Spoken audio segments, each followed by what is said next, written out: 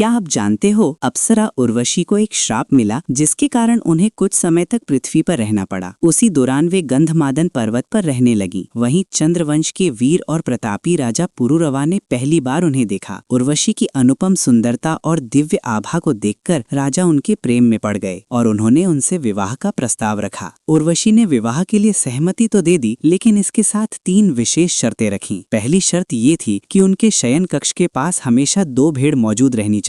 दूसरी शर्त ये थी कि वो राजा को कभी भी नग्न अवस्था में नहीं देखेंगी। तीसरी शर्त ये थी कि उन्हें केवल घी से बना भोजन ही दिया जाएगा। उर्वशी ने स्पष्ट कहा कि यदि इनमें से कोई भी शर्त टूटती है तो उन्हें स्वर्ग वापस लौटना पड़ेगा। राजा ने सभी शर्तें स्वीकार कर लीं और दोनों का विवाह हो गया। विवाह के बाद दोनों ने लंबे समय तक प्रेम और सुख से भरा जीवन व्यतीत किया। उनका साथ लगभग 600 वर्षों तक बना रहा। लेकिन स्वर्ग में उर्वशी की अनुपस्थिति से देवगण और गंधर्व व्याकुल हो उठे। उन्होंने उर्वशी को वापस स्वर्ग लाने के लिए एक योजना बनाई। उन्हें उर्वशी की शर्तों के बारे में पूरी जानकारी थी। एक रात उन्होंने चुपके से उर्वशी के पास रखी दोनों भेड़ों को चुरा लिया। जब उर्वशी ने भेड़ों को गायब पाया तो वे घबरा गईं और सहायता के लिए पुकारने लगीं। उनकी आवाज सुनकर राजा तुरंत भेड़ों को बचाने के लिए दौड़ पड़े। उस समय वे वस्त्र धारण नहीं किए हुए थे। इसी दौरान गंधर्वों ने प्रकाश फैलाने के लिए आग जलाई, जिससे उर्वशी की नजर राजा पर पड़ गई और दूसरी शर्त टूट गई। इस उथल पुथल में उर्वशी को घी से बना भोजन भी नहीं मिल पाया, जिससे तीसरी शर्त भी भंग हो गई। तीनों शर्तों के टूटते ही उर्वशी को अपने वचन के अनुसार स्वर्ग लौटना पड़ा। इस कथा का सार ये है कि प्रेम और सुख तब तक ही स्थायी रहते हैं जब तक विश्वास और वचन का पालन किया जाता है। जब शर्तें और विश्वास टूटते हैं तो सबसे गहरा संबंध भी बिखर सकता है।